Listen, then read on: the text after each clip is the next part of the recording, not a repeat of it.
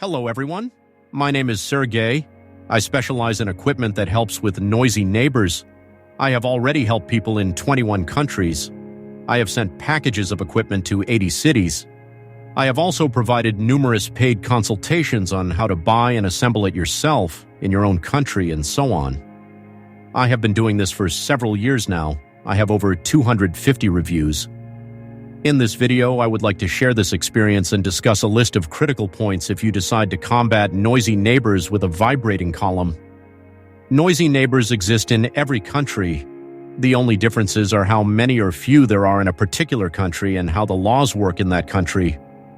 Noisy neighbors in different countries are similar in their behavior. The laws that regulate this issue are also very similar.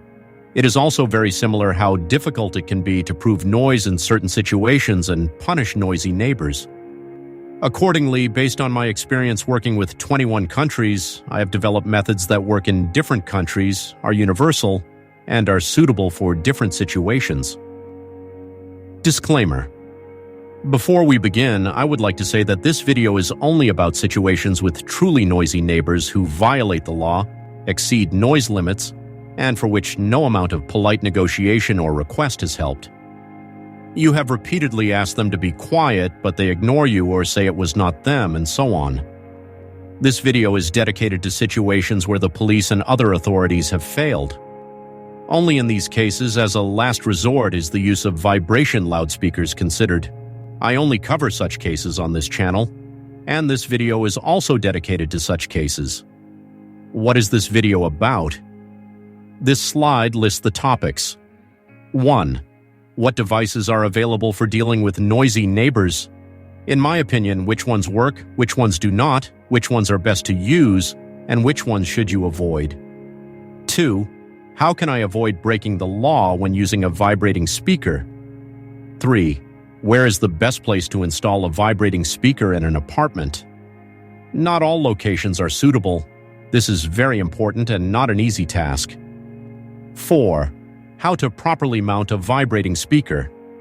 The correct mounting for this device is crucial, because if it is not mounted correctly, it will either play quietly, burn out, or do something else entirely. This is a real engineering challenge. 5. What sounds should I play with this device? There are a lot of different sounds for neighbors online and so on. Naturally, I have tested them all. I have an idea of which ones are suitable and which are not. I will say right away that I categorically do not recommend using many of the sounds for neighbors. 6. Correct tactics. Some people think they just need to buy something, put it on a cabinet, and turn on a stomping sound, a siren, or heavy metal, and let it play for days.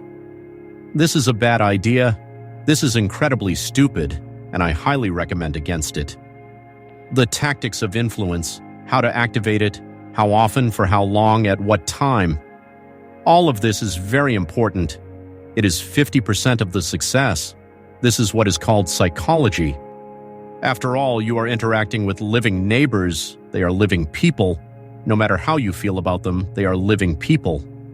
Both tactics and psychology are very important here. Next, why are all these points important? Like, why bother? So, I'll buy this thing somewhere, put it on a cabinet, turn on the stomping sound, and what could I possibly do wrong? What risks do I risk if I do it wrong? About the risks. The first risk is that incorrect actions usually affect innocent neighbors.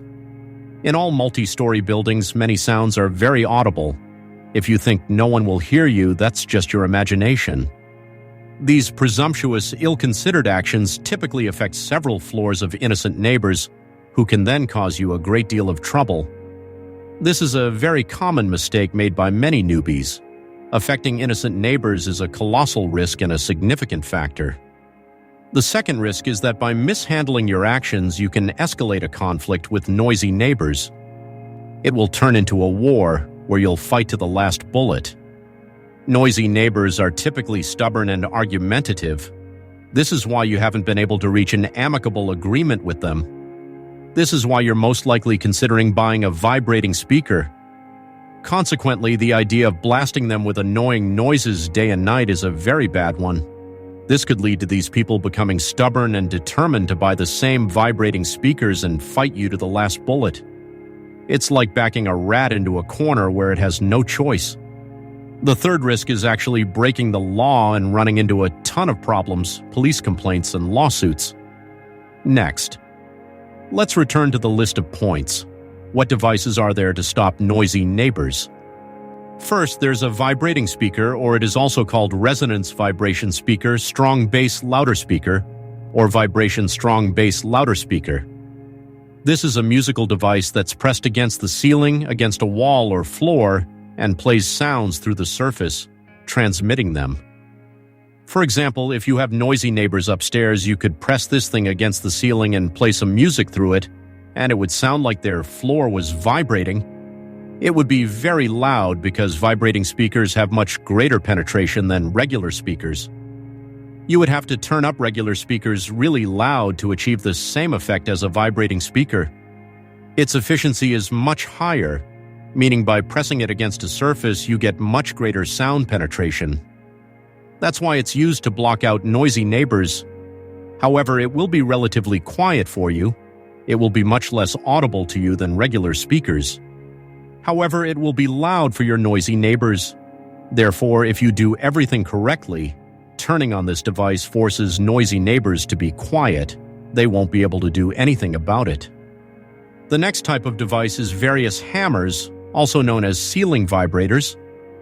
These devices are also pressed against the ceiling, for example, and produce hammering and vibrating sounds. At first glance, this seems effective, like you can create vibrations or banging sounds for your neighbors. Often, this is precisely what those who suffer from noisy neighbors want to return to their noisy neighbors. Because the most common type of noisy neighbors are those upstairs. They often annoy people by constantly tapping their heels on the floor, moving chairs, dropping things, creating what's known as impact noise. And those affected by the noise think they can buy this hammer, press it against the ceiling, and have it bang to show them how they feel.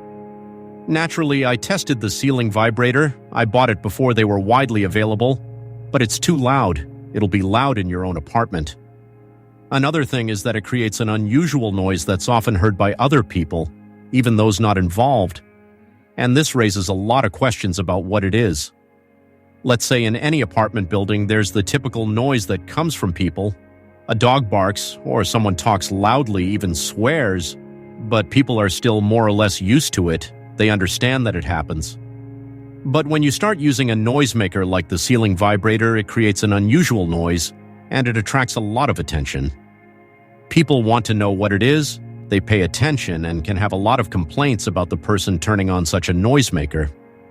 The next type of device is the so-called bass shaker.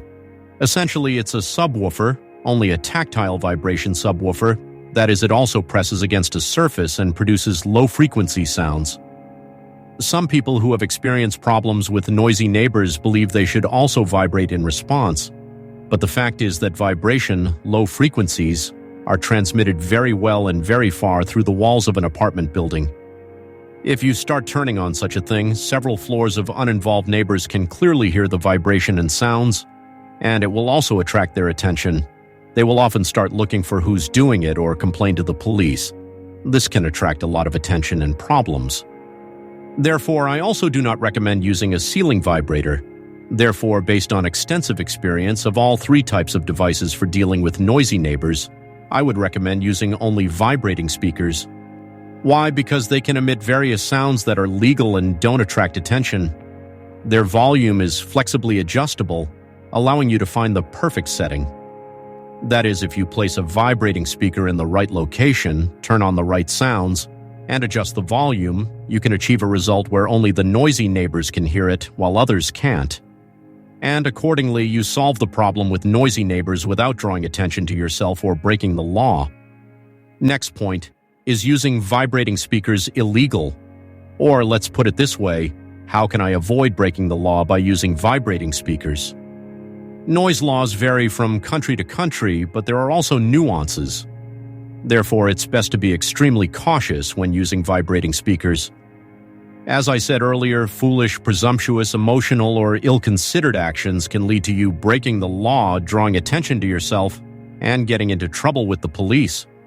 Therefore, it's best to proceed with caution. First, a few words about noise. Sometimes neighbors throw parties, play loud music, or do other things that disturb others. This is obvious noise and can attract the attention of the authorities. In such cases, the police are called and the offenders are dealt with. If the noise becomes persistent, they may be fined or subject to other measures. Legally, it's quite easy to combat this type of noise. There's another type of noise, domestic noise. For example, your upstairs neighbor makes a loud noise getting ready for work in the morning. They stomp, knock, drop things, and move chairs. If your rhythms don't match, you like to sleep in or wake up later, this noise will disturb you. You won't get enough sleep and your day will be ruined. Fatigue builds, insomnia develops, and anger sets in. When you're woken up repeatedly in this way, stress hormones begin to flow. This can lead to insomnia. You'll start worrying about your neighbor waking you up at 6 or 7 a.m., and you'll go to bed early or stay up all night anticipating it. As a result, you may develop a nervous breakdown that disrupts your sleep. Even if your neighbor makes noise for just 5 to 10 minutes a day, it can cause problems. Resolving this type of noise is difficult. Legally, claims may not be accepted because it's considered domestic noise. The police may ignore the situation. The neighbor may say they're doing whatever they want, and you're picking on them. But the impact of such noise can be more severe than that of one-off parties or birthdays. In this case, you can use a vibrating speaker. If you can't reach an agreement with your neighbor, you have the right to disturb them just as they do you. So the situation is that there's noise and it's causing problems.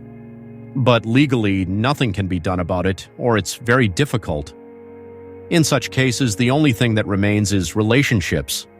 If you're normal people, you'll be considerate of one another and understand that everything can be heard in an apartment building. Therefore, try not to make unnecessary noise in the morning. But if your neighbor is selfish, they'll say they're not breaking any rules and you have no complaints. They'll do whatever they want, and if they get a fine, then they'll take action. Until then, they'll continue to make noise. He's acting from a selfish position, thinking he'll do what he wants and won't care about anyone else. In this situation, you have the right to make noise periodically using a vibrating speaker, so he understands that he's in a similar situation. If you act wisely, he won't have any complaints. He won't be able to do anything, and he'll have to take you into account. If he doesn't make noise, then you don't make noise either. Ultimately, you reach parity, considering each other's interests, and silence reigns. It's also worth noting that in many countries, the law isn't tied to specific types of noise, but rather to its level. That is, it doesn't matter what the person is making the noise with: running, banging a finger on the wall, using paper, or using a fork. The main thing is that the noise level shouldn't exceed permissible limits. Typically, this is around 50 decibels during the day and 40 decibels at night. These values have been empirically determined as the maximum acceptable for comfortable living in apartments. If the law were tied only to specific actions, someone would always come up with a new way to make noise. For example, instead of banging on the table, you could use roll-on deodorant. Therefore, the law focuses on noise levels, not on their sources. However, in practice, monitoring and recording violations can be difficult. People encounter problems enforcing these laws in real life. These laws are not always effective in all countries, even if they are well written. The problem of noisy neighbors in many countries is addressed through law-abidingness and social shame. In most countries, people prefer not to contact the police because they don't want to attract attention to themselves. If the police come and report a violation, most people agree to stop making noise. However, some people ignore requests and warnings. They may not open the door to the police, as the police are not authorized to break down doors for minor infractions. In such cases, violators may simply pretend they are not home and not open the door. The next point is the location of the device in the apartment. Where should it be placed? As I've already noted, this is a critical aspect. Some people believe they can install the device wherever it's convenient, out of sight, where it won't spoil the decor, and where it won't take up much space. But this isn't true. The installation location should be chosen based on effectiveness, not convenience. Effectiveness is determined by several parameters. the maximum possible reduction in sound levels for uninvolved neighbors, consideration of the apartment layout, the location of walls and neighbors, their layout, and so on. All of these factors influence the optimal location. The device's usage strategy and the nature of the neighbors, whether they're rowdy or quiet, are also considered. Based on these factors, the sound strategy, timing, and frequency of activation are selected. Therefore, the installation location is chosen individually for each specific case, taking into account all of the above parameters. The next important point is proper mounting. Vibration speakers and vibrating columns are typically sold without mounting hardware, leading some to believe they can simply be placed on any surface. In reality, this is a complex engineering challenge. If the vibrating speaker has a foot that presses against the surface, improper mounting can damage the device. Too much pressure can cause overheating and rupture the membrane, while too little pressure can cause the device to fall, damaging the floor, windowsills, pots, and dishes. I've seen many such situations. A proper mounting system should adjust the degree of pressure to prevent the device from losing sound power or overheating. Over time, the mounting hardware can become loose due to vibration, so it needs to be adjusted periodically. I've developed several versions of mounting hardware for different situations. There's no one-size-fits-all mounting hardware, as requirements can vary greatly. I primarily use the mounting hardware for upstairs neighbors, as this is the most common case. I also have mounting hardware for side neighbors, pressed against the wall, and below, with slight weight on the floor. All of these options work effectively, taking into account the specifics of the neighbor's location and apartment layout. The next important point is the right sounds. I've already talked about the importance of using the right sounds when dealing with noisy neighbors. Loud and unpleasant sounds, which a person in anger and sleep deprivation might consider suitable for revenge, actually only make the situation worse. They attract the attention of others, arouse suspicion, and can lead to trouble. Such sounds are unusual for the home and are immediately noticed. This can attract the attention of anxious neighbors, panic-stricken people, activists, or building managers, who will begin searching for the source of the noise. This can quickly lead to conflict and problems. Lawfully, sounds must not violate the law or exceed the norm. This is especially important in countries where laws are strictly enforced. Therefore, it's important that the sounds are typical and similar to household noise. I have a special collection of proven sounds that are proven to work. They don't attract attention and create the impression of ordinary household noise. The next important point is the right tactics. The right tactics account for 50% of the success in solving the problem of noisy neighbors using a vibrating speaker. Some people think this is a purely technical task, but this is not the case. It is important not only to install the vibrating speaker correctly, but also to use it correctly. Noisy neighbors are stubborn and argumentative people who will not listen to any requests. If you approach them incorrectly, they may start fighting. Therefore, tactics are incredibly important. The goal of all measures is to achieve silence. It is important not to drive your neighbor into a corner, but to ensure that they consider you and you consider them. To achieve this, you need to use the right tactics. Some people think that a vibrating speaker is a magic wand that can be turned on once, and the problem will be solved. But this is not the case. Solving the problem of noisy neighbors is a process that requires patience and persistence. This isn't an assault, but a siege of a fortress. Typically, it involves multiple, rather than a single, application over a period of time. The approach is individual and depends on your situation. Sometimes a few applications are enough, while others require several weeks. It all depends on your neighbor and how you do it. There are many methods of influence beyond simply turning the alarm on and off. You can use different locations, sounds, and tactics. Effectiveness isn't limited to just buying something and turning it on and deciding whether it works based on a couple of applications. No, that's not true. There are many levers of influence worth using. Here are the key points that, in my opinion and based on experience, are important for influencing neighbors using vibrating speakers. If you're in a difficult situation and diplomacy and positional arguments haven't helped, and you're considering buying a vibrating speaker, please contact us. If I can't send you a package, I can provide you with a video course on how to purchase the necessary equipment in your country and do everything correctly. Let me remind you that I've already helped people from 21 countries and have extensive experience.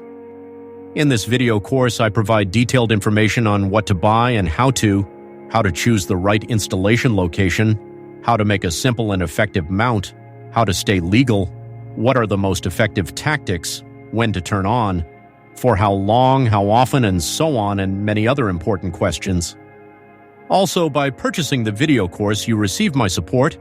You can write and ask me questions. Payment for the video course is made in crypto dollars, USDT, Bitcoin, or other cryptocurrency. It's now simple and legal, and you can do it in just a couple of clicks without complicated registrations, even if you've never done it before. Also, if you have any questions before purchasing, you can write to me in English or another language. My contact information is next to this video. Thanks for watching and see you there.